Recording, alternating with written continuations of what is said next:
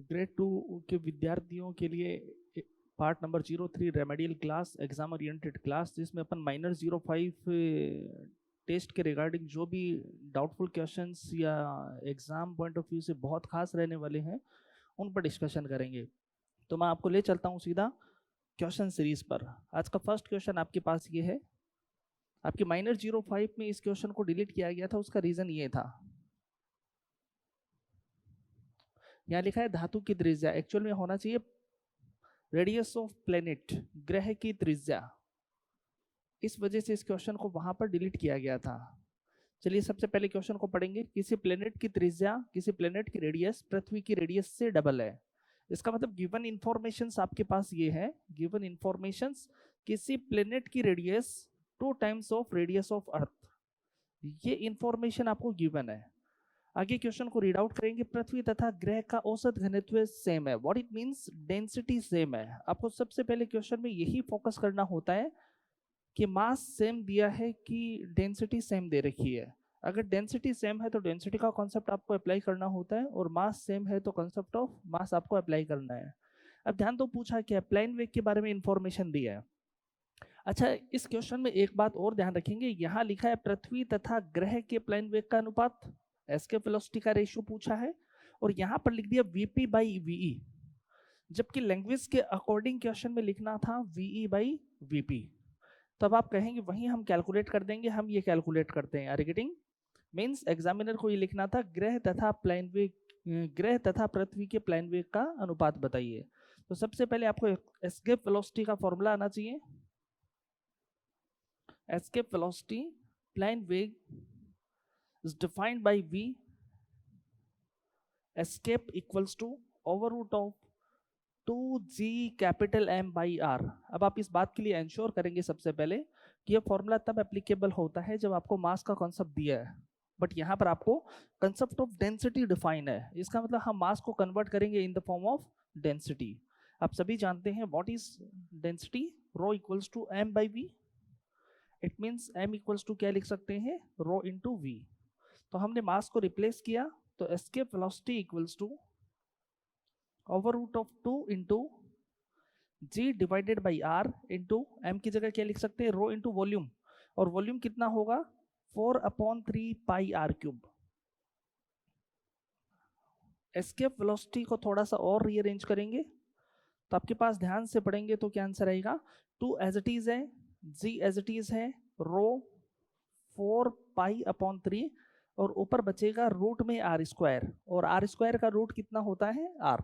अब ध्यान दो, जी कांस्टेंट, रो कांस्टेंट गिवन है क्वेश्चन में, और ये सब कुछ कांस्टेंट बन जाएगा। इसका मतलब एस्केप वेलोसिटी यहाँ पर किस पर डिपेंड करेगी, केवल रेडियस पर डिपेंड करेगी।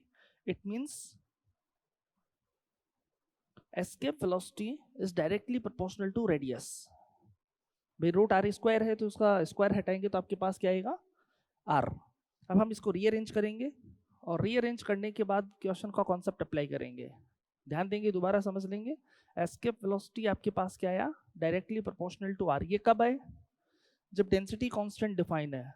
अब हम यदि इसको अप्लाई करते हैं प्लेनेट के लिए अपॉन अर्थ के लिए, तो प्लेनेट के करस्पॉन्डिंग लिख सकते हैं रेडियस ऑफ प्लेनेट, और अर्थ के करस्पॉन्डिंग लिख सकते हैं रेडियस ऑफ अर्थ। बस यही क्वेश्चन था। अब ध्यान दो, आपको एक रिलेशन दिया है, प्लेनेट की रेडियस दे रखी है 2 times of radius of earth upon radius of earth. इससे ये कैंसिल आउट, तो Vp बाई Ve इक्वल्स टू 2/1। अगर आप कैलकुलेट करेंगे Ve बाई Vp तो आंसर आ जाएगा 1/2। दोबारा से आप एग्जाम में भी इन बातों का ध्यान रखेंगे कि एस्केप वेलोसिटी के केस में आपको मास कांस्टेंट डिफाइन है कि डेंसिटी कांस्टेंट डिफाइन है। अगर मास कांस्टेंट है तो आप यहीं से क्वेश्चन को अप्लाई करेंगे। अगर डेंसिटी का कंसेप्ट है तो आप मास को चेंज करेंगे रो इनटू वी से। उसके बाद मैथमेटिकल एप्लीकेशन के बाद आपके पास मिलेगा कि प्लेन वेग का मान रेडियस के समानुपाती है, और यहाँ पर आपको एक कंसेप्चुअल टूल दे रखा है, इसको आप अप्लाई करेंगे। चलिए नेक्स्ट क्वेश्चन पर फोकस करते हैं। अब ये डायरेक्ट फॉर्मूले बेस्ड क्वेश्चन मैंने आपको पढ़ाया था एक टॉपिक, कि अगर कोई भी प्लेनेट R1 रेडियस में रिवॉल्व करता है और आप इसको R2 रेडियस में भेजना चाहते हैं तो कितनी एनर्जी की रिक्वायरमेंट होती है, या कितना वर्क डन होगा। तो work done equals to G capital M small m by 2 1 upon R1 minus 1 upon R2, 1 upon R1 minus 1 upon R2। अब ध्यान दो, आपको क्वेश्चन में क्या दिया है,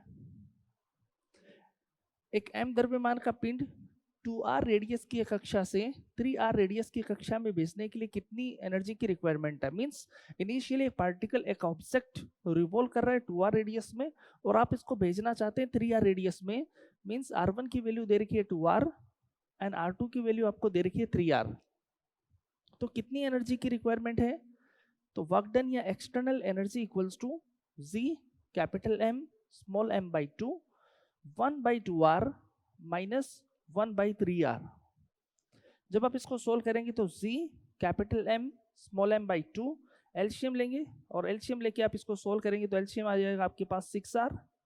इट मीन्स यहाँ आ जाएगा 3 minus 2, सो यहाँ बचेगा 1। It means final answer will be G mm by 12r।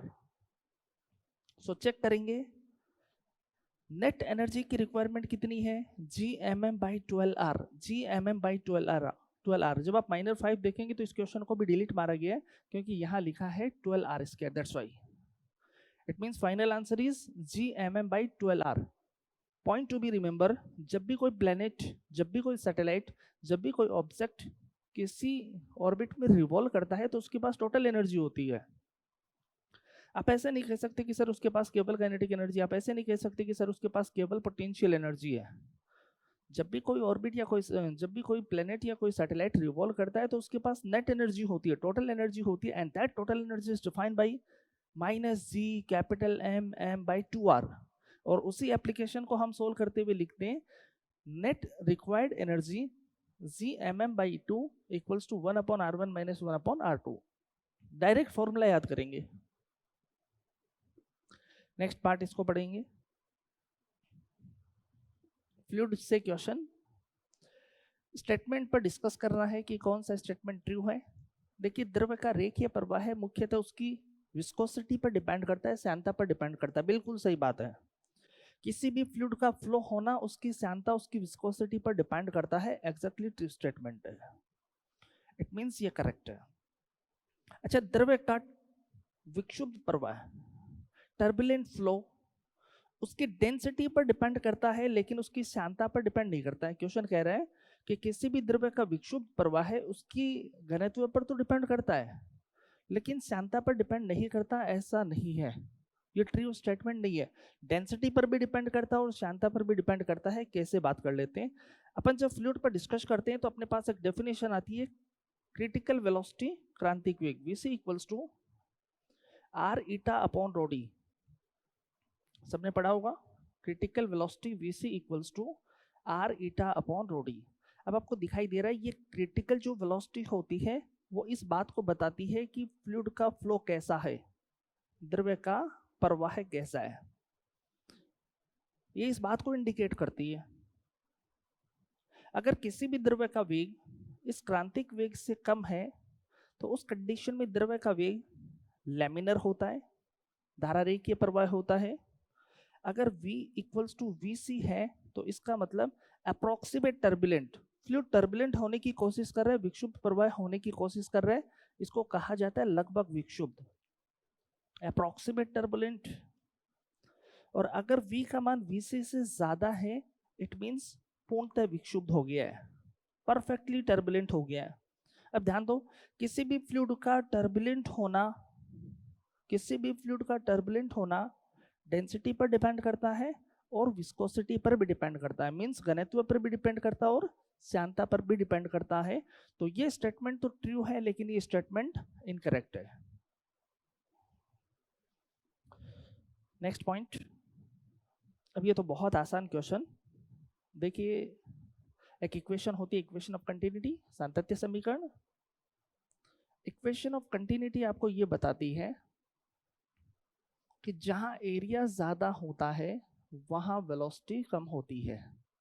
ठीक है, अगर पाइप का एरिया ज्यादा है तो उससे निकलने वाले द्रव्य का वेग कम होता है, अगर एरिया कम है तो वेग का मान ज्यादा होता है। ऐसे आपने एक और एप्लीकेशन पढ़ा होगा, बर्नौली थ्योरम। बर्नौली पर में सबसे पहले क्वेश्चन की बात करते हैं। आरपीएससी का पीवाईक्यू है, ग्रेड 2 का पीवाईक्यू भी है ये, कि सातत्य समीकरण किस संरक्षण सिद्धांत पर आधारित है? तो ये द्रव्यमान संरक्षण सिद्धांत पर आधारित है। मीन जितना फ्लूइड अंदर इंटर करेगा उतना ही फ्लूइड वापस बाहर निकलेगा, इसको कहा जाता है द्रव्यमान संरक्षण सिद्धांत। अच्छा, बर्नौली प्रमेय किस संरक्षण सिद्धांत पर आधारित है? ऊर्जा संरक्षण सिद्धांत पर आधारित है। जब हम बर्नौली एप्लीकेशन, बर्नौली थ्योरम और इक्वेशन ऑफ कंटिन्यूटी को एक साथ पढ़ते हैं तो हमारे पास इंपॉर्टेंट की नोट आता है। इंपॉर्टेंट की नोट तो ये आता है कि जहां पर एरिया ज्यादा होता है फ्लूइड के केस में, वहां पर प्रेशर भी ज्यादा बनता है। दोबारा सुनेंगे, जब इन दोनों एप्लीकेशंस को हम कंबाइंड फॉर्मेट में पढ़ते हैं तो आपके पास आंसर आता है कि जहां एरिया ज्यादा होता है वहां प्रेशर भी ज्यादा बनता है। फ्लूइड के केस की बात हो रही है ये। और जहां एरिया ज्यादा होता है वहां वेग का मान कम होता है।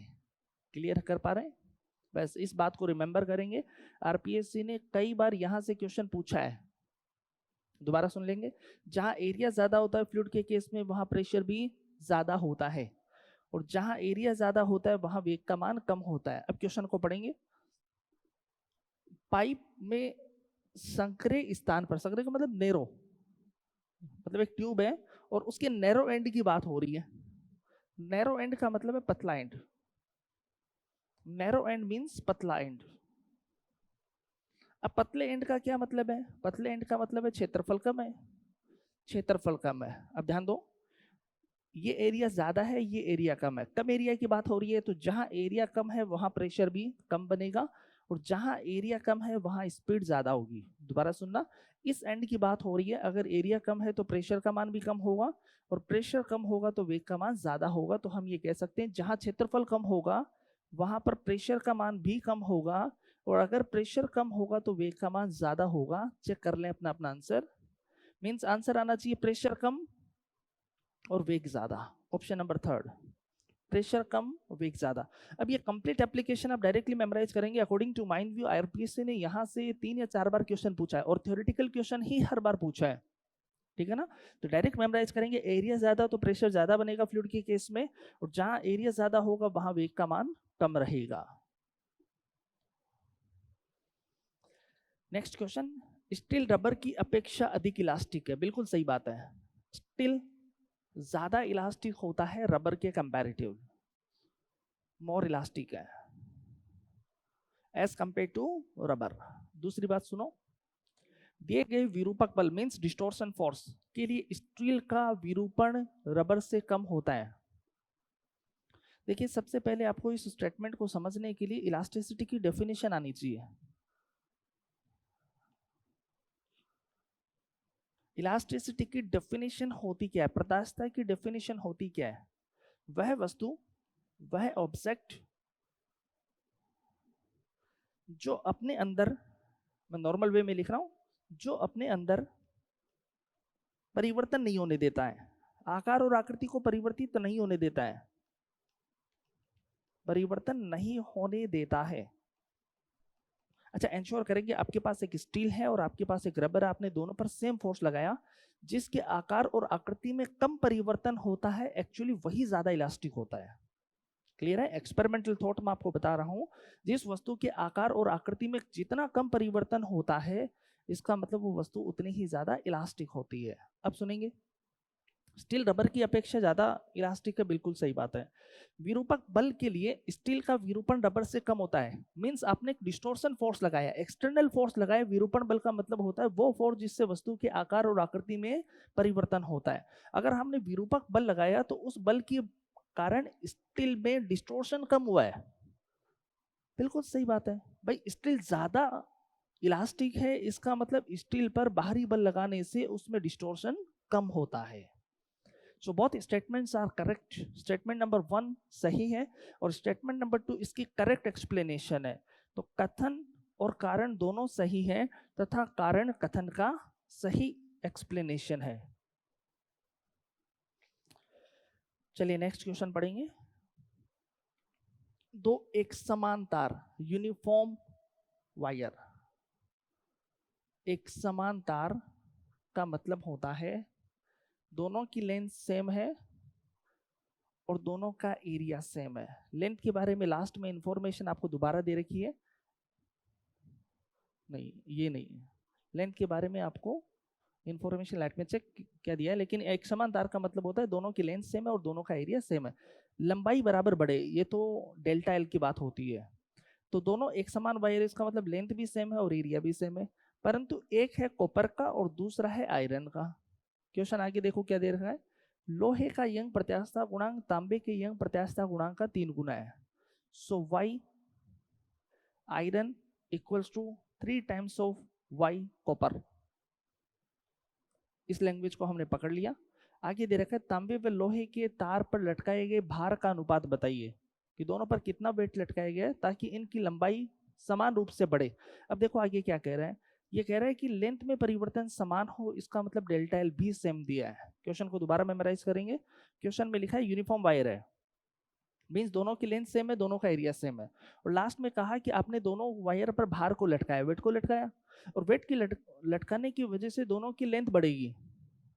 दोनों की लेंथ में परिवर्तन डेल्टा एल भी सेम होना चाहिए, और एक कंडीशन आपको दे रखी है वाई लोहा बराबर 3 इंटू वाई कॉपर। इस एप्लीकेशन को हम यूज करेंगे, इससे पहले आपको याद होना चाहिए यंग प्रत्यास्थता गुणांक की डेफिनेशन क्या होती है, y equals to F by A delta L by L. इसी कंसेप्ट को हम यूज करना चाहेंगे। सो वाई लोहा equals to 3 into Y copper. तो यहां पर y की definition f upon A delta L L.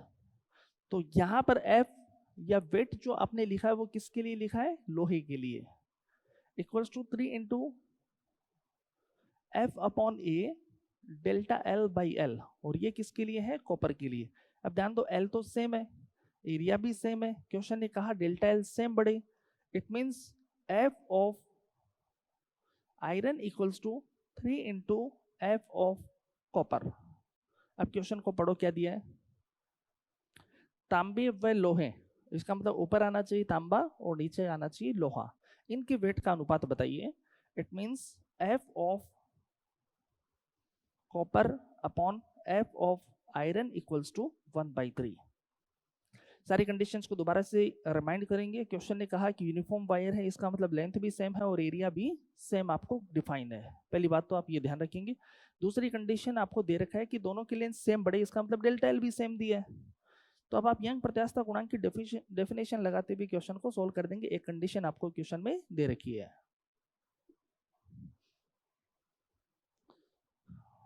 So correct answer is 1/3। Next question. चलिए इलेक्ट्रोस्टैट स्टार्ट हो चुकी है और बहुत खास क्वेश्चन, मैंने आपको नोट्स में एक बात शॉर्टकट पढ़ाई थी और मैथमेटिकली प्रूव करके भी दिखाया था। कई बार यहाँ से क्वेश्चन आता है, आपके पास दो चार्ज हैं, एक Q1 है और दूसरा है Q2।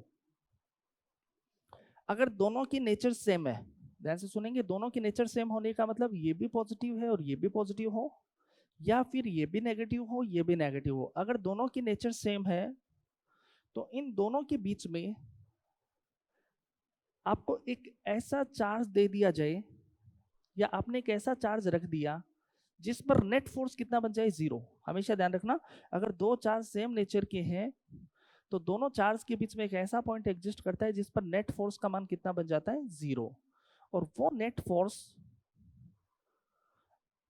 हमेशा छोटे चार्ज से मान लो अक्ष दूरी पर बन रहा है। नेट फोर्स 0 कितनी दूरी पर बन रहा है, अक्ष दूरी पर। ये छोटा चार्ज है, इमेजिन करो, और ये बड़ा चार्ज है, डायरेक्ट याद करना। तो छोटे चार्ज से कितनी दूरी पर बन रहा है, अक्ष दूरी पर। तो अक्ष का मान कितना आएगा, over root of Q1 over root of Q2 plus over root of Q1 into दोनों के बीच की डिस्टेंस मान लो d है, इंटू d।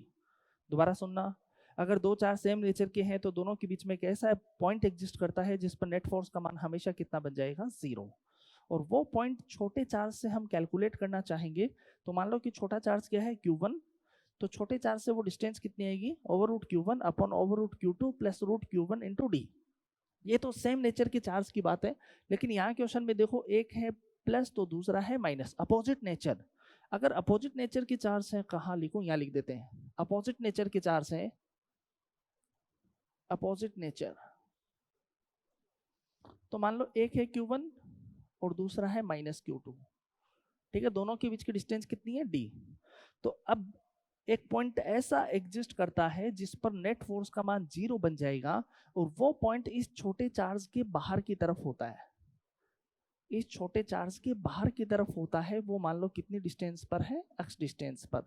तो अब x का मान कितना आएगा, over root of Q1 over root of Q2 minus over root of Q1 into d. ध्यान रखना यहाँ Q1 और Q2 जो है वो परिमाण है, माइनस के साथ नहीं रखना होता है, यहाँ केवल परिमाण रखना होता है, चाहे उस फॉर्मूले की बात हो चाहे इस फॉर्मूले की। दो बातें ध्यान रखनी है, अगर सेम नेचर के चार्ज हो तो बीच में वो पॉइंट एग्जिस्ट करेगा जिस पर नेट फोर्स का मान 0 हो जाएगा, और वो पॉइंट छोटे चार्ज से कितने डिस्टेंस पर होगा, इस डिस्टेंस पर।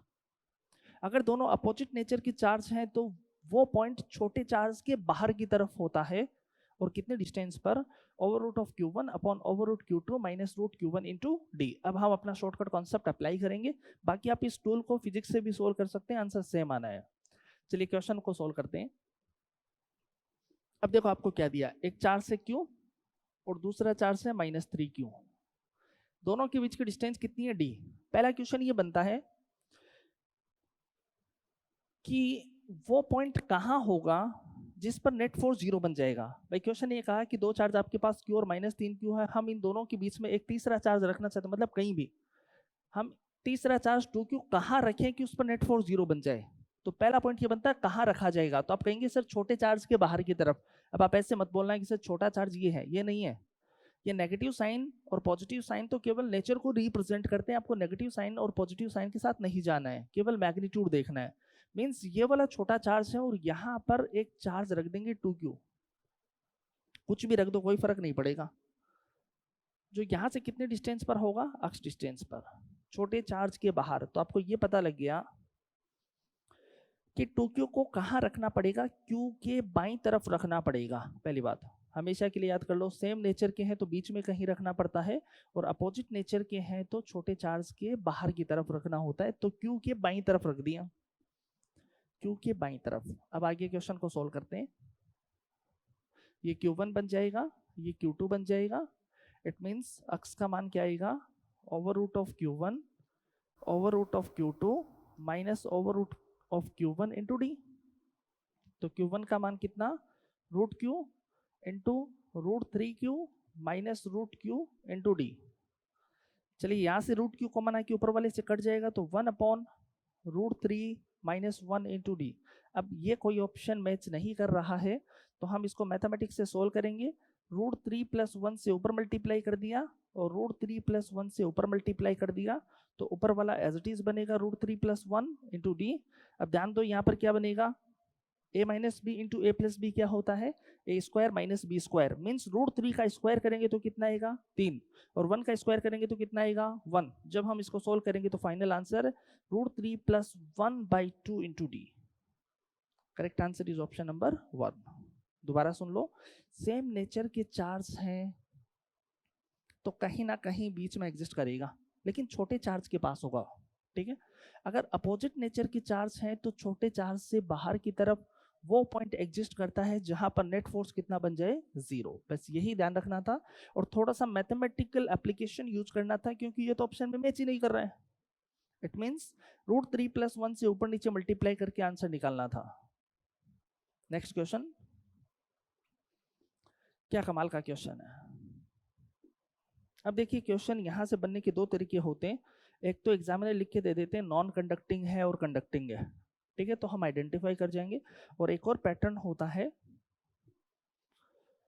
जब अपन फिजिक्स में पढ़ते हैं तो यहाँ पर दो प्रकार के क्वेश्चन बनते हैं। एक तो है नॉन कंडक्टिंग सीट।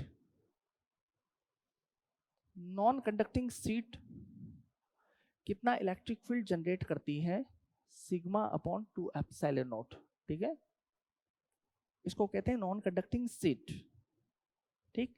एक होता है कंडक्टिंग प्लेट। परमानेंटली इस बात को याद कर लो, कंडक्टिंग प्लेट कितना इलेक्ट्रिक फील्ड जनरेट करती है, सिग्मा अपॉन एप्सिलॉन नॉट। ये जनरेटेड इलेक्ट्रिक फील्ड डिस्टेंस पर डिपेंड नहीं कर रहा, दोनों में डिस्टेंस नहीं आ रही है। अब समटाइम्स एग्जामिनर इसको शॉर्ट में लिखेंगे सीट प्लेट लिख देते हैं, तो आपको ध्यान रखना है सीट प्लेट लिख दिया भी तो भी सीट कितना इलेक्ट्रिक फील्ड बनाती है, सिग्मा अपॉन 2 एप्सिलॉन नॉट, और प्लेट कितना बनाती है, सिग्मा अपॉन एप्सिलॉन नॉट। तो आपके दिमाग में चलेगा कि सर सीट और प्लेट में क्या डिफरेंस होता है, प्लेट में 2 लेयर होती है, ठीक है ना, मीन्स 2 शीट मिलकर एक प्लेट बनती है। तो ये दोनों में डिफरेंस, अभी हाल फिलहाल आप आंसर याद करेंगे, शीट कितना बनाएगी सिग्मा अपॉन 2 एप्सिलॉन नॉट, और प्लेट कितना बनाती है सिग्मा अपॉन एप्सिलॉन नॉट। अब चलिए डिस्टेंस का तो कोई लेना देना ही नहीं है ना। अच्छा, एक और पॉइंट आप याद करेंगे, इलेक्ट्रिक फील्ड को सोल्व करने के लिए डायरेक्शन ध्यान होनी चाहिए सबको, कि पॉजिटिव चार्ज की वजह से डायरेक्शन बाहर की तरफ और नेगेटिव चार्ज की वजह से अंदर की तरफ। डिस्टेंस का कोई रोल नहीं है, चाहे किसी भी डिस्टेंस पर हो कोई फर्क नहीं पड़ेगा। चलिए पॉइंट नंबर 1 की बात करते हैं। इसको हमने डिफाइन किया पॉइंट नंबर 1 या प्लेट नंबर 1, इसको डिफाइन किया प्लेट नंबर 2 और इसको डिफाइन किया प्लेट नंबर 3। बहुत खास क्वेश्चन। देखिए सबसे पहले ये चेक करो कि हमें किस पॉइंट पर कैलकुलेट करना है, पी पॉइंट पर, किसी भी डिस्टेंस पर, और डिस्टेंस मत देखो a 2a -a, ये कोई फर्क नहीं पड़ेगा इससे। अच्छा, पॉइंट पी को पकड़ो और प्लेट नंबर 1 को देखो, ठीक है। प्लेट नंबर 1 पर डेंसिटी है सिग्मा, मींस प्लस सिग्मा। अगर प्लस सिग्मा है तो बाहर की तरफ जाना है, ठीक है ना, चार्ज से बाहर की तरफ जाना है, मींस ये जो प्लेट है वो इलेक्ट्रिक फील्ड पॉजिटिव चार्ज है, तो पॉजिटिव चार्ज इधर इलेक्ट्रिक फील्ड बनाएगा। डन। देखिए ऊपर है z तो नीचे -z, तो what is E1 vector form में लिखेंगे तो sigma upon 2 epsilon not minus के। ये पॉजिटिव चार्ज से हमेशा दूर। अच्छा ध्यान दो, ये तो थोड़ा आसान, इस सेकंड प्लेट को समझते हैं। ध्यान दो, अगर यहाँ -2 सिग्मा की बजाय +2 सिग्मा होता, मींस पॉजिटिव होता, तो इस प्लेट से दूर ऊपर चलते, बट ये तो नेगेटिव है तो अपोजिट डायरेक्शन आएगी इसमें भी। इट मींस आपको ये डायरेक्शन देखने को मिलेगी। It is E2 vector equals to, बताइए सिग्मा कितना है, 2 सिग्मा अपॉन 2 एप्सिलॉन नॉट, और डायरेक्शन इसकी भी क्या आई -k। अब आपके लिए डाउटफुल रहेगा तो दोबारा समझेंगे। अगर ये पॉजिटिव प्लेट होती तो पी पॉइंट पर हमें पहुंचना है, तो पॉजिटिव चार्ज ऊपर इलेक्ट्रिक फील्ड बनाता, बट ये तो नेगेटिव प्लेट है तो नेगेटिव प्लेट की वजह से नीचे इलेक्ट्रिक फील्ड बनाएगा। ऐसे पॉइंट नंबर 3 को हम देखेंगे, इस प्लेट नंबर 3 को देखेंगे, अगर ये पॉजिटिव चार्ज होता तो पॉइंट पी पर इस तरह से इलेक्ट्रिक फील्ड बनाता, लेकिन ये तो नेगेटिव चार्ज है तो इस डायरेक्शन में इलेक्ट्रिक फील्ड बनाएगा, और इस इलेक्ट्रिक फील्ड को हम मेंशन करेंगे E3। इसका सिग्मा कितना है, तो सिग्मा ही दिया है अपॉन 2 एप्सिलॉन नॉट, और डायरेक्शन क्या है -k। तीनों में सेम डायरेक्शन मिल रही है, और सेम डायरेक्शन हमें अगर मिलती है तो इसको ऐड कर देंगे। So what is net electric field, E1 vector plus E2 vector plus E3 vector. तो E1 का मान कितना दिया आपको, sigma upon 2 epsilon not -k। E2 का मान कितना है, 2 sigma upon 2 epsilon not -k, और लास्ट वाले का answer sigma upon 2 epsilon not -k। Ensure करेंगे, sigma 2 sigma and sigma is called 4 sigma. 4 sigma upon 2 epsilon not -k, it means final answer is 2 sigma upon epsilon not -k।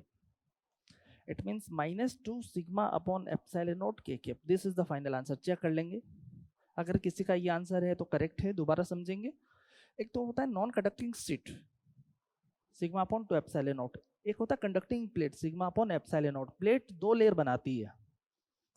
अच्छा, अब direction पर दोबारा discuss करेंगे। अगर positive plate है तो दूर इलेक्ट्रिक फील्ड बनाती है, नेगेटिव प्लेट है तो अपने पास इलेक्ट्रिक फील्ड बनाएगी। ये पॉजिटिव प्लेट है, पी पॉइंट पर पहुंचना है, इस डायरेक्शन में इलेक्ट्रिक फील्ड बनाएगी।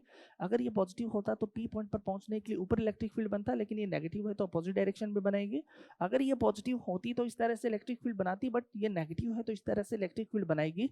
तीनों ही इलेक्ट्रिक फील्ड की डायरेक्शन सेम है, that's why net electric field में E बराबर E1 plus E2 plus E3 हम मेंशन कर सकते हैं, और मैथमेटिकल कॉन्सेप्ट के अकॉर्डिंग अपना आंसर रहेगा -2 sigma upon epsilon not k। चलिए चेक करेंगे, -2 sigma upon epsilon not k, option number second. Next tool, इस क्वेश्चन को भी डिलीट मारा गया है। क्यों डिलीट मारा गया, इसका रीजन देते हैं। देखिए मैग्नेटिक फील्ड एक्चुअल में यहाँ प्लस लगाया है तो होना चाहिए क्रॉस, इनवर्ड डायरेक्शन, ठीक है। एक तो ये बात, दूसरी ये बात, आपको जेड डायरेक्शन दिख रही है, जेड डायरेक्शन तो बाहर है, बाहर का मतलब पॉजिटिव डायरेक्शन, तो मैग्नेटिक फील्ड अंदर है, अंदर वाले मैग्नेटिक फील्ड को हम लिखते हैं B - k। इस वजह से इस क्वेश्चन को -08 में डिलीट किया गया था। चलिए छोड़ो सारी बातें, अपन इसका आंसर कैलकुलेट करते हैं। आप इमेजिन करेंगे प्लस की जगह क्रॉस, इसका मतलब मैग्नेटिक फील्ड किधर है, अंदर की तरफ है, ठीक है। दूसरी बात, एक छड़ यहाँ पर रखी और छड़ इस डायरेक्शन में v वेग से भाग रही है, तो छड़ का ए सिरा कैसा बनेगा, ठीक है, पॉजिटिव बनेगा, नेगेटिव बनेगा। तो हम इसके लिए इंड्यूस करंट की डायरेक्शन निकालने के लिए फ्लेमिंग लेफ्ट हैंड रूल सीखते हैं। फ्लेमिंग का बाएं हाथ का नियम, ये किसके लिए, देखिए फ्लेमिंग ने कई सारे नियम दिए हैं। फ्लेमिंग ने फोर्स के लिए भी left hand right hand rule दिया है। फ्लेमिंग ने इंड्यूस करंट की डायरेक्शन देखने के लिए भी लेफ्ट हैंड और राइट हैंड रूल दिया है। तो मैं आपको सिखा रहा हूं लेफ्ट हैंड से। इंड्यूस करंट की डायरेक्शन देखना, प्रेरित धारा की दिशा ज्ञात करने के लिए है, दिशा ज्ञात करने के लिए। या आप ये कह सकते हैं कि कौन सा एंड पॉजिटिव बनेगा, कौन सा एंड नेगेटिव बनेगा, इस बात को भी डिस्कस कर सकते हैं। तो देखिए ये वाला left hand rule, done, are you getting my point. ये left hand rule, fingers magnetic field की डायरेक्शन को बताएंगे। फिंगर्स किसको बताएंगे, मैग्नेटिक फील्ड की डायरेक्शन को बताएंगे। पाम जो है मोशन की डायरेक्शन को बताएगा। तो थंब जिधर पॉइंट कर रहा है, थंब के पॉइंट की डायरेक्शन पॉजिटिव होगी। थंब जिस डायरेक्शन में पॉइंट करेगा वो एंड पॉजिटिव बन जाएगा, ठीक है। या वो इंड्यूस करंट की डायरेक्शन होगी, ऐसे भी बोल सकते हो, बट इंश्योर करेंगे थंब जिधर पॉइंट करेगा वो पॉजिटिव हो गया, वो पॉजिटिव एंड बनेगा। दोबारा left hand rule, finger magnetic field की डायरेक्शन को बताएगी, पाम स्पीड की डायरेक्शन, वेलोसिटी की डायरेक्शन को बताएगा, और थंब जिधर पॉइंट कर रहा है, अगर थंब की ये टिप पार्ट ऊपर पॉइंट करे, इसका मतलब ऊपर वाला एंड पॉजिटिव बनेगा और नीचे वाला एंड नेगेटिव बन जाएगा। अब ध्यान दो, मैग्नेटिक फील्ड किधर है, अंदर, और छड़ उस डायरेक्शन में भाग रही है। मैग्नेटिक फील्ड किधर है, अंदर, छड़ उस डायरेक्शन में भाग रही, थंब किधर पॉइंट कर रहा है, ऊपर। अगर थंब ऊपर पॉइंट कर रहा है तो बी एंड कैसा बनेगा, पॉजिटिव, और ए एंड कैसा बनेगा, नेगेटिव। क्वेश्चन खत्म। अगर ये क्वेश्चन करेक्ट सिनेरियो के अकॉर्डिंग लिखा होता तो अपना आंसर होता कि ए एंड कैसा बनता है, नेगेटिव। दोबारा सुन लेंगे, लेफ्ट हैंड रूल ये कहता है, राइट हैंड रूल भी लगा सकते हैं ये वाला, लेकिन हम नहीं लगाना चाहेंगे, लेफ्ट हैंड लगा दिया।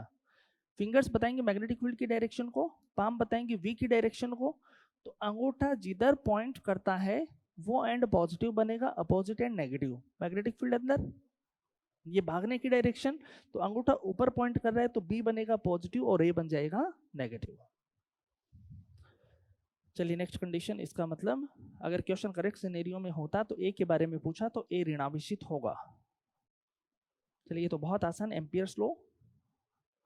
एम्पियर्स लॉ क्या होता है, integration of B dot d l equals to mu not summation आई।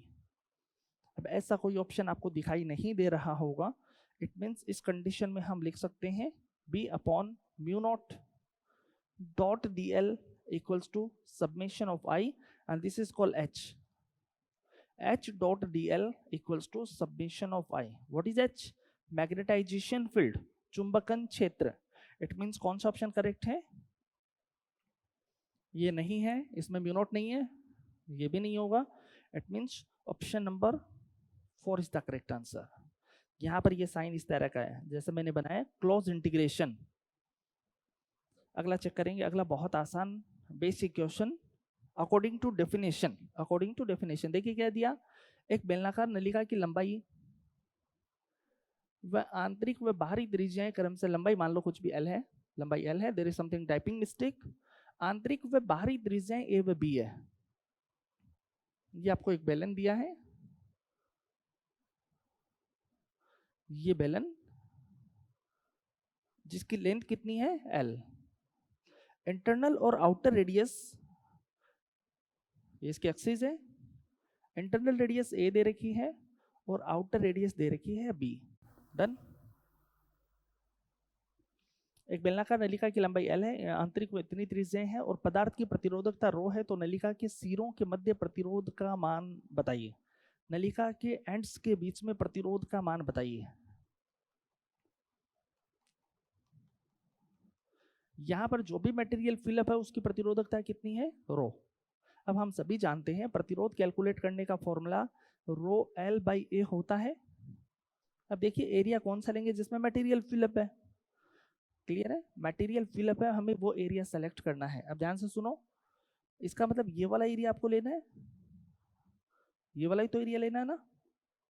अगर आपको ये एरिया लेना है तो अगर हम बाहर वाली रेडियस लेंगे तो एरिया कितना होगा, पाई बी स्क्वायर, और अंदर वाली लेंगे तो पाई ए स्क्वायर। तो हमें तो इन दोनों का डिफरेंस लेना है जहां मटेरियल फिलअप है। So pi B square minus pi A square, what it means, resistance equals to rho L upon pi को कॉमन लेंगे तो आंसर क्या जाएगा, B square minus A square. दोबारा सुनेंगे, आउटर रेडियस है बी, इनर रेडियस है ए, तो नेट एरिया कितना बचेगा, pi B square minus pi A square. जहां पर करंट फ्लो होती है वो एरिया कंसिडर करना होता है। It means rho L pi b square minus pi a square. This one is the final answer. Next question बेहद खास, बहुत इंपॉर्टेंट, चेक करेंगे अपना अपना कंसेप्ट। 21 सेंटीमीटर ऊंचे बर्तन, इसका मतलब बर्तन की ऊंचाई है 21 सेंटीमीटर। आराम से समझेंगे, बर्तन की ऊंचाई आपको दे रखी है 21 सेंटीमीटर, ठीक है sir. First concept. Concept number 2, इसमें किस ऊंचाई तक पानी भरा जाए। इसका मतलब आपने पानी भरा है, किसी भी हाइट तक आपने पानी भरा है, हमें नहीं पता किस हाइट तक पानी भरा है।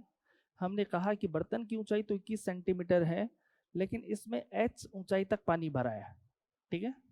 अब देखिए पानी बढ़ते ही क्या होगा, आपने पढ़ा है अपवर्तन की घटना के कारण रिफ्रैक्शन की वजह से इसका पेंदा, उसका बॉटम पार्ट ऊपर उठा हुआ दिखाई देगा। क्यों, अपवर्तन की घटना के कारण। तो एक्चुअली आपने जब ऊपर से देखा तो आपको ये पता लगा कि कहां तक पानी भरा हुआ है, h तक, लेकिन अपवर्तन की घटना की वजह से ये पेंदा ऊपर उठा हुआ दिखाई देगा। ये तो पानी की वास्तविक गहराई होती है, तो स्यूडो कितनी होगी, h बाई म्यू। इसका मतलब ये डिस्टेंस आपको कितनी दिखाई देगी, h बाई म्यू दिखाई देगी, ठीक है। दोबारा समझना, एग्जामिनर ने कहा कि पात्र की ऊंचाई कितनी है, 21 सेंटीमीटर। इसमें किसी ऊंचाई तक पानी भरा हुआ हमें नहीं पता, हमने कहा h ऊंचाई तक। लेकिन जैसे आप पानी भरेंगे तो अपवर्तन की घटना होगी, रिफ्रैक्शन होगा, और रिफ्रैक्शन की वजह से पात्र का पेंदा ऊपर उठा हुआ दिखाई देगा, और वो जो डेप्थ आपको दिखाई देगी वो कितनी होगी, h बाई म्यू। म्यू क्या है, पानी का अपवर्तनांक जो कितना है 4/3, ठीक है। अब क्वेश्चन को दोबारा देखेंगे, 21 सेंटीमीटर ऊंचे बर्तन में किस ऊंचाई तक पानी भरा जाए कि बर्तन ऊपर से देखने पर आधा भरा हो। ध्यान से, ऊपर से देखा तो आपको ऐसे लगे आधा भरा है, ठीक है। व्हाट इट मींस, आधा खाली है, ये तो मतलब हुआ ना। अच्छा ध्यान देंगे, जब आपने ऊपर से देखा, जब आपने ऊपर से देखा तो आपको ये लगा कि आधा भरा हुआ, इसका मतलब ये तो हाफ पार्ट हुआ, और ये बचा हुआ हाफ पार्ट है। अगर ये हाफ पार्ट है तो ये बचा हुआ हाफ पार्ट कितना होगा, h माइनस एच। सारे क्वेश्चन को दोबारा से अंडरस्टैंड करेंगे। जब आप इसको ऊपर से देखेंगे तो आपको एक्चुअल में इतना ही तो भरा हुआ दिखाई देगा, क्योंकि ये पात्र का पेंदा ऊपर उठा हुआ दिखाई देगा। तो एग्जामिनर ने कहा अगर ये आधा भरा हुआ दिखता है तो बचा हुआ पार्ट कितना होगा, हाफ। इसका मतलब ये कितना होगा, h माइनस एच। ये कितना बचेगा आपके पास, h माइनस एच, मीन्स आधा भरा हुआ है और आधा खाली है। तो ये h माइनस एच है, तो ये भी, अगर ये हाफ है तो ये भी कितना होगा, half. Means h minus H भी हाफ है और h बाई म्यू भी कितना है, हाफ। बहुत क्रूशियल क्वेश्चन कि आधा भरा हुआ है मीन्स आधा खाली है, तो खाली पार्ट कितना है, h माइनस एच, और जो भरा हुआ पार्ट है वो अपवर्तन की वजह से कहाँ दिख रहा है, h बाई म्यू पर दिख रहा है। मीन्स ये पार्ट और ये पार्ट आपस में बराबर है, ऐसा क्वेश्चन का लॉजिकल सेंस है। व्हाट इट मीन्स, क्वेश्चन ये कह रहा है h minus h equals to h by mu. It means h equals to h plus h by mu. It means h equals to h common लेंगे तो mu plus 1 by mu. It means h बराबर कितना, h into mu upon mu plus 1, खत्म। इसको solve करेंगे।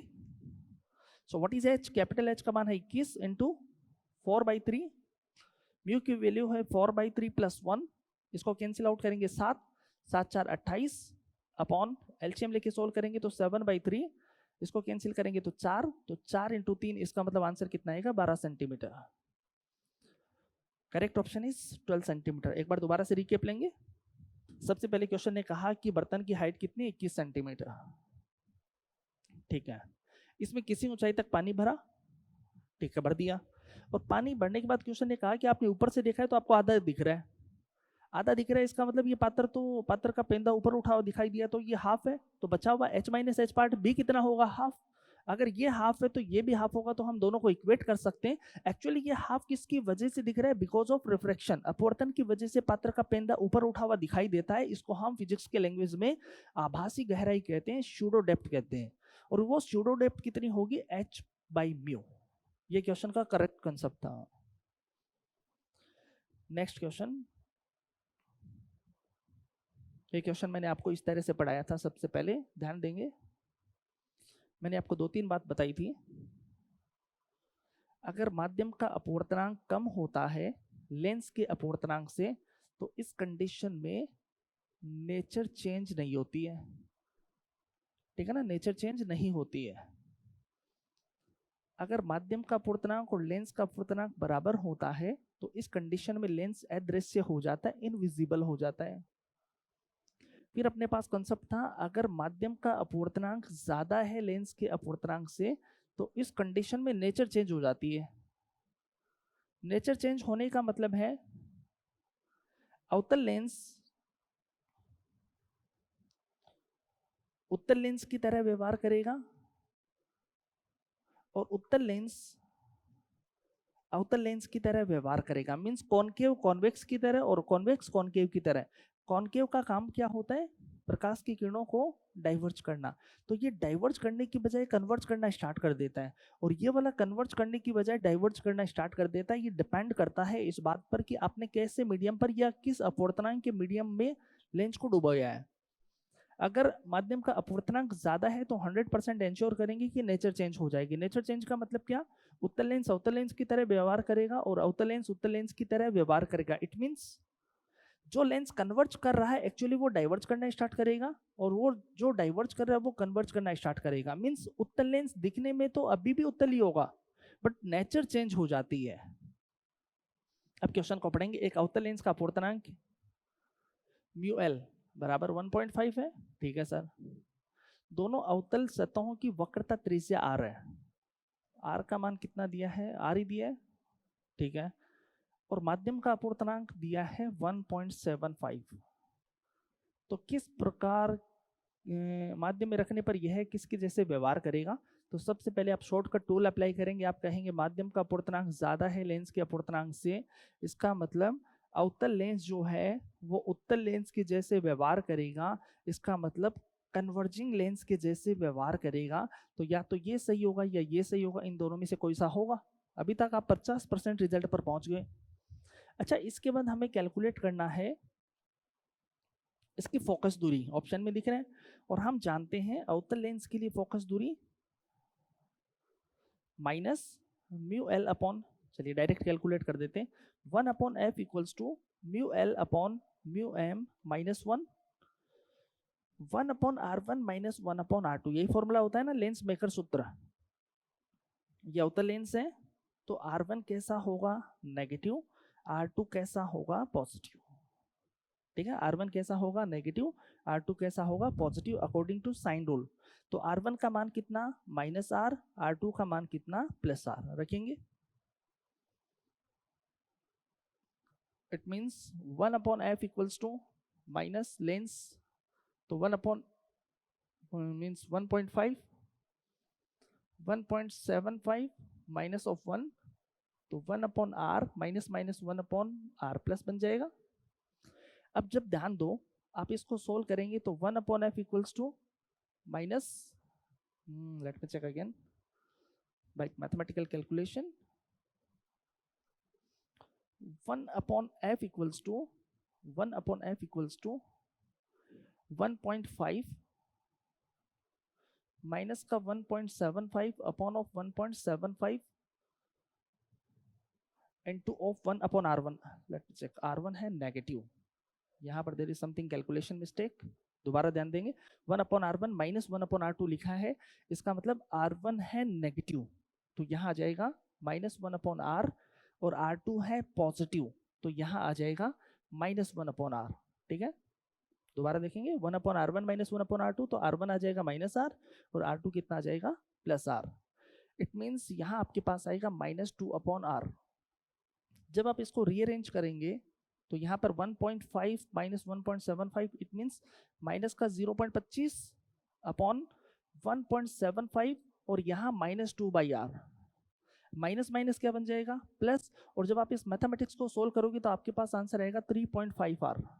कितना answer आएगा 3.5r। I will calculate it from the calculator, और कैलकुलेटर से जब आप इसको सोल्व करोगे तो 1.75, नीचे लिखा है 1.75, 1.75 डिवाइडेड बाई ऑफ समथिंग, मतलब उल्टा करके इसको इससे डिवाइड कर दो तो आपके पास आंसर कितना आएगा 3.5 इंटू आर। अब ध्यान दो, आपके दिमाग में क्वेश्चन चलना चाहिए कि सर हम सोल्व किसको कर रहे हैं, अवतल लेंस को, और आपने पढ़ा होगा कि अवतल लेंस की फोकस दूरी कैसी होती है, नेगेटिव। हमेशा नेगेटिव हो इस बात की कोई गारंटी नहीं है, वो इस बात पर डिपेंड करता है कि आपने मीडियम कौन सा सेलेक्ट किया है। ठीक है, ध्यान दो, आपने मीडियम जो लिया है उसका अपूर्णांक लेंस के अपूर्णांक से ज्यादा है, इस वजह से अवतल लेंस का जो आंसर नेगेटिव आना चाहिए वो एक्चुअल में कैसा आ रहा है, पॉजिटिव। मींस नेचर चेंज हो गई है, आना कैसा चाहिए था नेगेटिव, आ कैसा रहा है पॉजिटिव। मींस अवतल लेंस उत्तल लेंस की जैसे बिहेव कर रहा है उसकी नेचर चेंज हो गई है। इतना तो शॉर्टकट याद रख ही पाएंगे कि अगर अपूर्णांक का मान ज्यादा है, माध्यम का अपूर्णांक लेंस के अपूर्णांक से ज्यादा है तो नेचर चेंज हो जाएगी। उसके बाद अपन लेंस मेकर रिलेशन लगाएंगे, और लेंस मेकर रिलेशन में R1 कैसा होगा नेगेटिव, R2 कैसा होगा पॉजिटिव। करेक्ट सिनेरियो में मैथमेटिकल टूल को अप्लाई करेंगे तो आपके पास इसकी फोकस दूरी आ जाएगी पॉजिटिव, और पॉजिटिव में भी कितना आंसर 3.5r। मींस अभिसारी लेंस के जैसे बिहेव करेगा और उसकी फोकस दूरी कितनी होगी 3.5r। तो चलिए नेक्स्ट क्वेश्चन की तरफ अप्रोच करते हैं, और नेक्स्ट क्वेश्चन है आपके पास ये कि संयुक्त सूक्ष्मदर्शी में अभिदर्शक लेंस द्वारा बनने वाला प्रतिबिंब कैसा होता है। मींस ध्यान देखेंगे, आपको दिया है कंपाउंड माइक्रोस्कोप, एक होता है सिंपल माइक्रोस्कोप, एक होता है कंपाउंड माइक्रोस्कोप। कंपाउंड माइक्रोस्कोप की बात हो रही कि ऑब्जेक्टिव लेंस कैसी इमेज बनाता है। इमेजिन करेंगे ये आपके पास ऑब्जेक्टिव लेंस है और ये आपके पास आई लेंस है। दो लेंस होते हैं, एक को कहते हैं ऑब्जेक्टिव लेंस और दूसरे को कहा जाता है आई लेंस। अगर आपके पास यहाँ पर कोई ऑब्जेक्ट है, अगर आपके पास यहाँ पर कोई वस्तु है तो प्रकाश की किरणें मुख्य अक्ष के समांतर चलेंगी और फोकस पॉइंट से पास होती है। डन, एक कंडीशन तो आप ये जानते हैं। और दूसरी कंडीशन, जब भी प्रकाश की किरणें इस ऑप्टिकल सेंटर से पास होती है तो उस कंडीशन में अनडेविएटेड होती है। मीन जब प्रकाश की किरणें मुख्य अक्ष के समांतर चलती है तो फोकस पॉइंट से पास होती है, और जब प्रकाश की किरणें ऑप्टिकल सेंटर से पास होती है तो अविचलित रहती है। ये दोनों किरणें जहां पर आकर मिलती हैं वहां पर इमेज बनती है। तो इस कंडीशन में बनने वाली इमेज वास्तविक होगी। ध्यान दो, बनने वाली इमेज कैसी होगी, ये तो एक्चुअली बिंब रखा हुआ है, बिंब ऐसे रखा है, वस्तु ऐसे रखी है तो इमेज नीचे बन रही है। मीन्स बनने वाली इमेज कैसी है, वास्तविक। एक्चुअल में प्रकाश की किरणें मीट कर रही है, वास्तविक होने के साथ उल्टी इमेज बन रही है और बड़ी इमेज बन रही है, मैग्नीफाइड इमेज बन रही है, आवर्धित इमेज बन रही है। जब हम इमेज बनाना चाहेंगे ऑब्जेक्टिव लेंस से, ये ऑब्जेक्टिव लेंस है वो आई लेंस कहलाता है। जब हम ऑब्जेक्टिव लेंस से बनने वाली इमेज को देखेंगे तो प्रकाश की किरणें जो मुख्य अक्ष के समांतर चलती हैं वो फोकस पॉइंट से पास होती हैं, और जो ऑप्टिकल सेंटर से पास होती है वो अनडेविएट रहती हैं। तो ये दोनों प्रकाश की किरणें जहां पर भी मिलती हैं वहां पर इमेज बनती है, और बनने वाली इमेज कैसी होती है, वास्तविक, उल्टी और highly magnified. Means magnified, it means option number 4 is correct. Very important, जब दो क्रॉसित पॉलराइड, क्रॉसित का मतलब होता है दोनों के बीच का एंगल कितना होता है 90 डिग्री, के बीच में एक तीसरी सीट और रख दी जाए तो निर्गत प्रकाश की तीव्रता बताइए। इमेजिन करेंगे एक पॉलराइड आपके पास ये है और एग्जामिनर ने कहा कि दो पॉलराइड आपस में परपेंडिकुलर है। ये इसकी एक्सिस है, ऑप्टिकल एक्सिस कहा जाता है, ये इसकी ऑप्टिकल एक्सिस है, दोनों के बीच का एंगल कितना है 90 डिग्री। इन दोनों के बीच में एक और पॉलराइड को रखा है। इमेजिन करेंगे एक और पॉलराइड हमने रख दी और ये पॉलराइड इससे कितना एंगल पर है, थीटा। अगर इससे थीटा एंगल पर है तो इन दोनों के बीच का एंगल कितना होगा 90 माइनस थीटा। पहली बात आप ये ध्यान देंगे कि अगर इन दोनों के बीच का एंगल थीटा तो उन दोनों के बीच का एंगल कितना होगा 90 माइनस थीटा बनेगा। अब ध्यान दो, अगर यहाँ से आउटगोइंग लाइट I0 है तो यहाँ से आउटगोइंग लाइट कितनी होगी, ये सबसे पहले हमें निकालना है I1। और मेलस का नियम ये कहता है I1 बराबर इस पर कितनी गिरेगी I0, यहाँ से I0 निकल रही है तो यहाँ कितनी पहुंचेगी I0, तो इससे कितनी पास होगी I1 मान लिया, तो दोनों के बीच का एंगल है थीटा, तो I1 बराबर क्या होगा I0 cos स्क्वायर थीटा। पहली बात ये है। अब ध्यान दो, यहाँ से I1 पास हो रही है तो यहाँ कितनी पहुंचेगी I1 और यहाँ से कितनी पास हो रही है I2। डन, अब इन दोनों के बीच का एंगल कितना है 90 माइनस थीटा। तो what is I2? I2 equals to I1 cos square 90 minus theta, और cos स्क्वायर 90 माइनस मीन्स cos 90 माइनस थीटा होता है sin थीटा। तो I1 sin स्क्वायर थीटा बन जाएगा, I1 का मान उठा के रखो, तो I0 cos square theta into sine square theta, ऐसा लिख सकते हैं। अब इसको हमने 4 से ऊपर नीचे मल्टीप्लाई किया है, क्योंकि अभी समझ में आएगा। तो I0 बाई 4 लिख सकते हैं, और यहाँ आ जाएगा 2 साइन थीटा कॉस थीटा का होल स्क्वायर, और 2 sine theta cos theta formula होता है साइन थीटा 2 का, तो साइन थीटा 2 का whole square. It means I0 by 4 sine square 2 theta, I0 by 4 sine square 2 theta. तो इंश्योर करेंगे ये दोनों पोलराइड आपस में परपेंडिकुलर हैं, तीसरी पोलराइड को बीच में रखा है। अगर इससे थीटा एंगल बनाएंगे तो यहाँ से कितना बनेगा 90 माइनस थीटा। मेलस का नियम लगाएंगे, यहाँ से पास होने वाली इंटेंसिटी हमने डिफाइन की कितनी I0, तो इस पर कितनी गिरेगी I0, तो यहाँ से कितनी पास होगी। मेलस का नियम ये कहता है I0 cos square theta. What is theta? Angle between the optical axis of two polaroid, दोनों पोलराइड के ऑप्टिकल एक्सिस के बीच का एंगल है। तो वो एंगल यहाँ कितना बनेगा 90 माइनस थीटा। यहाँ से अगर I1 पास होगी तो यहाँ कितनी पहुंचेगी I1, तो वहाँ कितनी मिलेगी I2, और I2 की वैल्यू कितनी होगी I1 cos square 90 minus theta. इसको मैथमेटिकली सोल्व करते हुए हमारे पास आंसर क्या आएगा I0 by 4 sine square 2 theta. Next question, focus दूरी f के अवतल दर्पण के लिए वस्तु और वास्तविक प्रतिबिंब के बीच की दूरी, वेरी इंपॉर्टेंट। देखिए सबसे पहले ये ध्यान तो वस्तु कितने डिस्टेंस पर होती है u, और इमेज कितने डिस्टेंस पर बनती है v। अब यहाँ साइन कन्वेंशन नहीं लगाना होता है क्योंकि डिस्टेंस पूछी है ना, तो ऑब्जेक्ट कितने डिस्टेंस पर u और इमेज कितने डिस्टेंस पर v, तो नेट डिस्टेंस कितनी होगी u प्लस v। अब ये पूछा है कि मिनिमम डिस्टेंस बताइए, बताएंगे। आप जानते हैं सभी दर्पण सूत्र क्या होता है 1/f बराबर 1/v प्लस 1/u। यहाँ से हम इसको मैथमेटिकली सोल्व करेंगे तो 1/v बराबर 1/f minus 1/u। What it means 1/v बराबर एलसीएम लेंगे तो f इंटू u, तो यहाँ कितना आएगा u माइनस f। तो v की वैल्यू कितनी uf upon u minus f। v की वैल्यू आपने कैलकुलेट कर ली, इसको रिमाइंड करेंगे। What is v? v equals to uf upon u minus f। तो इस इक्वेशन को उठा के हमें रखना है इसमें। अतः what is d? d equals to u plus uf upon u minus f। LCM लेंगे इसका, और एलसीएम लेके सोल्व करेंगे तो u माइनस f, तो यहाँ से क्या आएगा u square minus uf plus uf। What we can say d का मान कितना आएगा u square upon u minus f। अब ध्यान दो आगे, एग्जामिनर ने कहा ये मिनिमम होना चाहिए, और मिनिमम होने के लिए इसका अवकलन कितना होता है 0। मिनिमम होने के लिए इसका अवकलन कितना हो जाएगा 0। तो हम इसका अवकलन करेंगे, मीन्स इस d का अवकलन करेंगे u के सापेक्ष। अब थोड़ा सा बड़ा क्वेश्चन हो सकता है ये, तो अवकलन का तरीका होता है हर का मतलब नीचे वाला part as it is, into अंश का अवकलन ऊपर वाले का अवकलन, फॉर्मूला होता है फिजिक्स में या मैथमेटिक्स में, हर इंटू अंश का अवकलन माइनस ऊपर वाले को एज इट इज, और हर वाले का अवकलन करना है तो u का अवकलन हो जाएगा 1 और f का अवकलन 0 अपॉन इसका वर्ग, तो u माइनस f का स्क्वायर बराबर कितना 0। दोबारा सुनेंगे, क्वेश्चन ने ये कहा कि d मिनिमम होना चाहिए तो इसका अवकलन कितना होगा 0।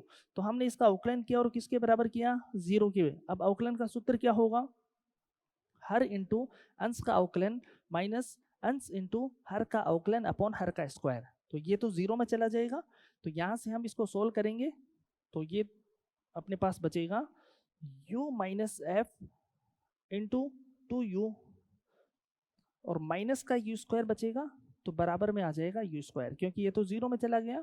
तो u से u cancel out, it means 2u minus 2f बराबर कितना u, इट मीन्स u बराबर कितना आ जाएगा 2f।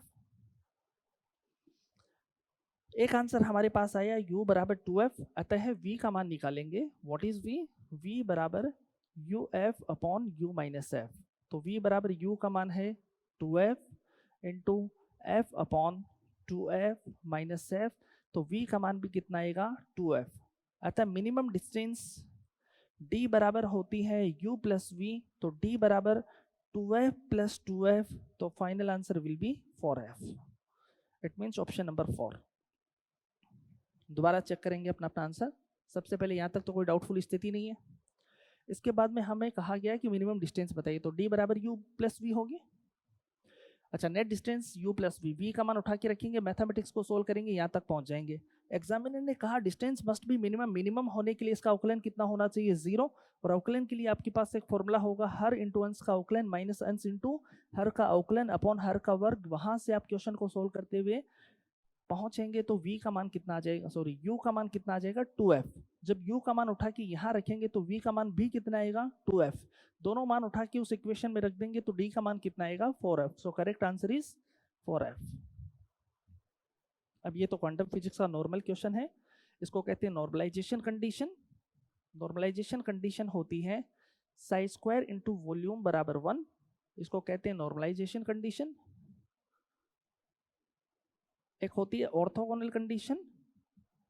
अगर एग्जामिनर पूछे ऑर्थोगोनल कंडीशन बताइए, तो साई स्क्वायर dv बराबर 0। समटाइम्स इन दोनों को कंबाइंड करके पूछते हैं, उसको कहते हैं ऑर्थोनॉर्मल। ऑर्थोनॉर्मल कंडीशन, और ऑर्थोनॉर्मल कंडीशन होती है Sai i Sai j dv बराबर डेल्टा आई जे, जहां इस डेल्टा आई जे में अगर i बराबर j है तो इसका मान हो जाएगा 1, और i is not equals to j है तो इसका मान कितना हो जाएगा 0। This is called Kronecker delta tensor. Kronecker delta tensor, जहां पर आपको केवल ये पूछा कि नॉर्मलाइजेशन कंडीशन बताइए, तो साई स्क्वायर dv बराबर 1। किसी विलगित निकाय की एंट्रोपी समय के साथ बढ़ती, बिल्कुल करेक्ट स्टेटमेंट है। या तो किसी आइसोलेटेड सिस्टम की एंट्रोपी टाइम के साथ बढ़ेगी या कांस्टेंट होती है। कभी भी किसी आइसोलेटेड सिस्टम की एंट्रोपी टाइम के साथ कम नहीं हो सकती है। इट मींस अगर आइसोलेटेड सिस्टम है तो एंट्रोपी में इंक्रीज और रिमेन्स कांस्टेंट, दोनों ही पॉसिबिलिटीज होती है, बट डिक्रीज नहीं हो सकती है। सो करेक्ट स्टेटमेंट है। आगे पूछा है कि एंट्रोपी एक स्टेट फंक्शन है क्या। एंट्रोपी एक स्टेट फंक्शन होता है। यस, एंट्रोपी एक स्टेट फंक्शन होता है। स्टेट फंक्शन क्या होता है, जो पाथ पर डिपेंड नहीं करता है। पाथ पर डिपेंड नहीं करता है, केवल इनिशियल और फाइनल कंडीशन पर डिपेंड करता है, उसको स्टेट फंक्शन कहते हैं। केवल प्रारंभिक व अंतिम अवस्था पर डिपेंड करता है, उसको स्टेट फंक्शन कहते हैं। और एंट्रोपी डेल्टा एस बराबर S final minus S initial. So entropy एक स्टेट फंक्शन होती है, और टाइम के साथ एंट्रोपी आइसोलेटेड सिस्टम की या तो बढ़ सकती है या कांस्टेंट होगी। इसका मतलब बहुत स्टेटमेंट आर करेक्ट। उष्मा भंडारे के संपर्क में निकाय की प्रावस्थाओं में संतुलन के लिए फेज इक्विलिब्रियम के लिए गिब्स फ्री एनर्जी का मान मिनिमम होना चाहिए। याद करेंगे, फेज इक्विलिब्रियम के लिए गिब्स फ्री एनर्जी का मान क्या होना चाहिए, न्यूनतम। एक कार्नो इंजन की दक्षता 25% है, ईटा का मान कितना है 25%। 25 का मतलब है 25/100 1/4, और हम जानते हैं ईटा बराबर क्या होता है 1 - T2/T1। T1 है सोर्स का टेम्परेचर, T2 है सिंक का टेम्परेचर। सिंक का टेम्परेचर कितना दिया 27 डिग्री सेंटीग्रेड, तो 27 + 273, आंसर कितना 300 केल्विन। अब हमें इसको सोल्व करते हुए बताना है कि सोर्स का टेम्परेचर कितना है, तो 1/4 equals to 1 - 300/T1। It means 300/T1 बराबर 1 - 1/4, तो 300/T1 इक्वल्स टू 3/4। 3 से 3 कट गया, तो T1 का मान क्रॉस मल्टीप्लाई से कितना आएगा 400 केल्विन। और केल्विन को डिग्री सेंटीग्रेड में चेंज करेंगे तो 400 - 273, तो आंसर कितना आएगा 127 डिग्री सेंटीग्रेड। सो सोर्स का टेम्परेचर कितना 127 डिग्री सेंटीग्रेड। जस्ट फॉर्मूले बेस्ड क्वेश्चन, कुछ भी नहीं है। आगे ध्यान दो, आइडियल गैस को 27 डिग्री सेंटीग्रेड पर रुद्धोष्म एडियाबेटिक कंप्रेशन, क्या कमाल का पॉइंट ऑफ व्यू है। गिवन इंफॉर्मेशन T1 कितना है 27 डिग्री सेंटीग्रेड मीन्स 300 केल्विन, 273 जोड़ दो, ठीक है सर। अच्छा, रुद्धोष्म की बात हो रही है, एडियाबेटिक सिस्टम की बात हो रही है, उसका आयतन प्रारंभिक आयतन का 8/7 गुना है, फाइनल वॉल्यूम 8/27 टाइम्स है V1। इसका मतलब अगर हम कैलकुलेट करें V2 बाई V1 तो 8/27। तो हमें ये बताना है कि ताप में कितनी वृद्धि होती है। इसका मतलब सबसे पहले हमें T2 निकालना है और फिर क्वेश्चन ये पूछ रहा है कि वृद्धि कितनी हुई, तो T2 माइनस T1 या T1 माइनस T2 बताना है, और गामा का मान दे रखा है 5/3। अब देखो यहाँ पर टेम्परेचर और वॉल्यूम की बात हुई, रुद्धोष्म सिस्टम में मैंने आपको 3 समीकरण बताई थी, तो यहाँ हम लगाएंगे TV गामा -1 बराबर क्या होगा, कांस्टेंट। भाई टेम्परेचर और वॉल्यूम की बात हो रही है, तो इनिशियल कंडीशन के लिए लिख सकते हैं T1 V1 गामा -1 बराबर T2 V2 gamma -1। It means यहां से आपके पास आ जाएगा T2 अपॉन T1, इसको इधर लाएंगे तो T2 upon T1 equals to V1 upon V2 gamma -1। Done, let me check again, TV gamma -1, T1 V1 gamma -1, T2 V2 gamma -1, T2 upon T1 equals to V1 by V2 gamma -1। चलिए value रखते हैं, तो T2 upon T1, what is T1? T1 is call 300, V1 का मान रखेंगे, V1 by V2 direct उठा के रख देते हैं, तो यहां से आपके पास आ जाएगा 27/8, उल्टा कर देंगे V1 by V2। It means gamma का मान है 5/3, तो 5/3 में से 1 को माइनस करेंगे तो आ जाएगा 2/3। इट मीन्स T2/300 बराबर 27 को लिख सकते हैं 3 की पावर 3, 8 को लिख सकते हैं 2 की पावर 3, 2/3। अब ध्यान दो, ये क्यूब इससे कट जाएगी, तो यहां से T2 बराबर 300 और यहां आ जाएगा 9/4, 9/4 क्योंकि स्क्वायर होगा ना, 9/4। तो T2 का मान कितना आ जाएगा, T2 बराबर 2700/4। T2 बराबर 2700 में 4 का भाग देंगे, 6 4 24। Let me check from the calculator, आपके लिए कैलकुलेटर अलाउ नहीं है, 2700 में 4 का भाग देना है, और 2700 में 4 का भाग आपको देना आता है 2700 भाग 4, it mean 675। Answer will B 765 kelvin. ये तो T2 का मान आया, फाइनल टेम्परेचर आया, हमें पूछा वृद्धि, तो T2 माइनस T1 बताइए, तो T2 minus T1 equals to 675 minus का 300, तो आंसर कितना आएगा 375 केल्विन। एक आसान क्वेश्चन, आपको सबसे पहले ये ध्यान रखना है कि रुद्धोष्म प्रक्रम है, एडियाबेटिक सिस्टम है, और एडियाबेटिक सिस्टम में कई सारी इक्वेशन होती है, लेकिन आपको यहाँ पर टेम्परेचर और वॉल्यूम की इक्वेशंस को यूज करना है। इनिशियल टेम्परेचर दिया है, इनिशियल वॉल्यूम और फाइनल वॉल्यूम में रिलेशन दिया है, तो सबसे पहले आप मैथमेटिकल अप्रोच को सोल्व करते हुए फाइनल टेम्परेचर निकालेंगे। आपको पूछा है कि टेम्परेचर में वृद्धि बताइए, तो T2 माइनस T1 कैलकुलेट करना है, इट मीन्स 375। अच्छा, m द्रव्यमान के गतिशील कण की डी ब्रोगली वेवलेंथ लैम्डा है, तो उसकी काइनेटिक एनर्जी होती है p²/2m, और डी ब्रोगली समीकरण जानते हैं, लैम्डा बराबर h/p, तो p बराबर क्या आ जाएगा, h बाई लैम्डा रखो इसमें, तो 1/2m, p का मान कितना, h²/λ², तो करेक्ट आंसर इज h²/2m λ²। बेहद आसान क्वेश्चन। किसी छड़ की लंबाई, किसी छड़ को उसकी लंबाई के अनुदिश किस वेग से गतिशील किया जाए कि उसकी लंबाई में 60% का संकुचन हो जाए। देखिए लेंथ कॉन्ट्रैक्शन में मैंने आपको ये फॉर्मूला पढ़ाया था और बहुत स्पेशली हाईलाइट भी किया था कि इसका मतलब होता है शेष लेंथ रिमेनिंग कितनी है। अब क्वेश्चन ये कह रहा है कि 60% तो संकुचन हो गया है, तो अगर संकुचन 60% है तो रिमेनिंग कितनी है, 40%।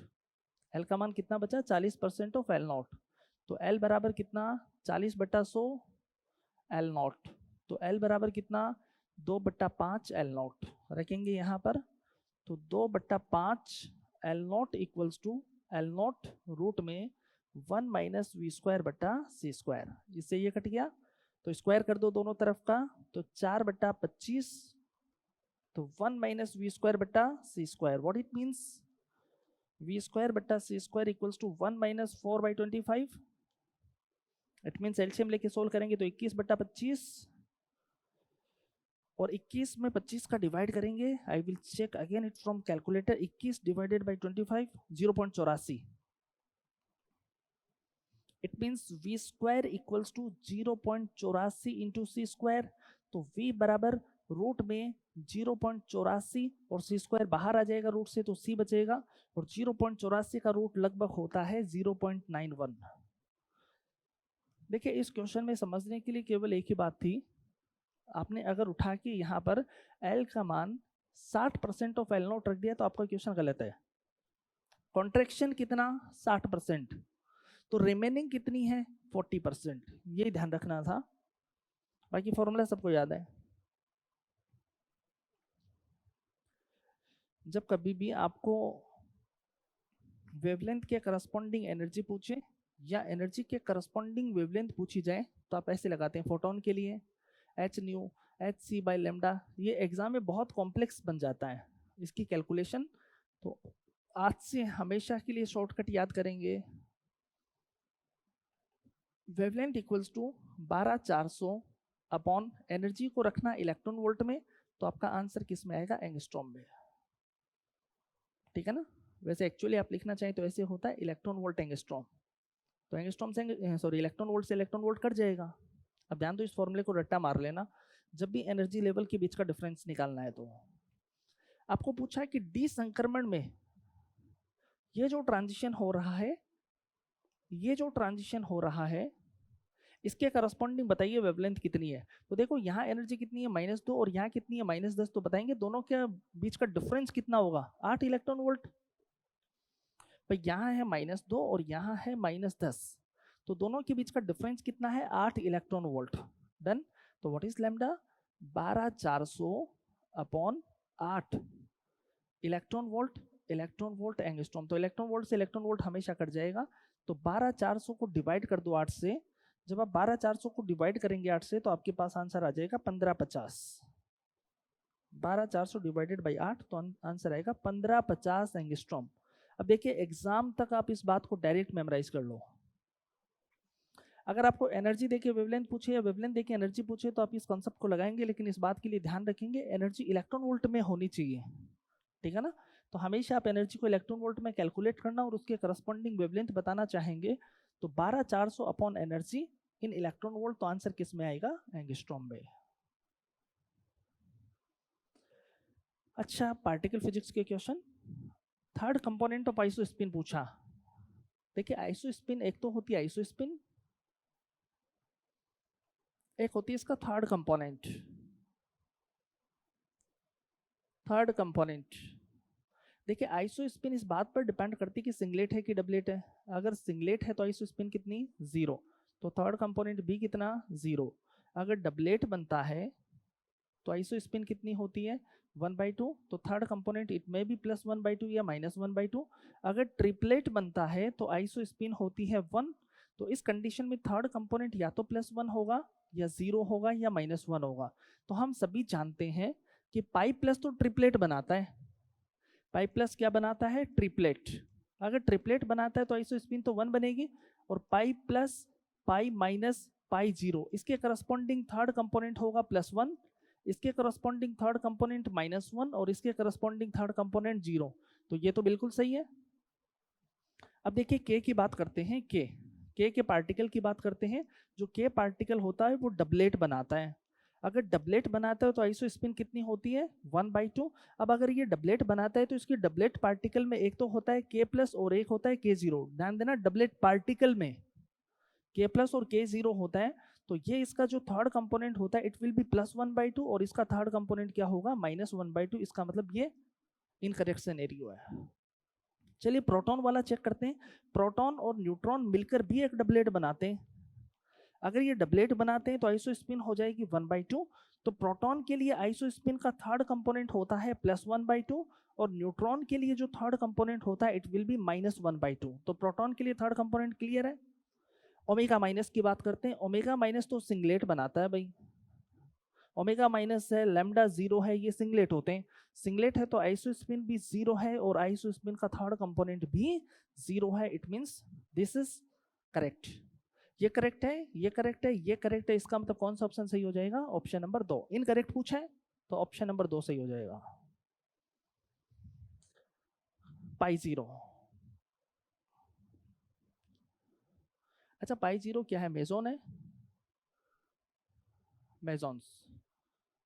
मेजॉन्स के बारे में मैंने आपको एक बात बताई थी, मेजॉन एक क्वार्क और एक एंटी क्वार्क से मिलकर बना होता है।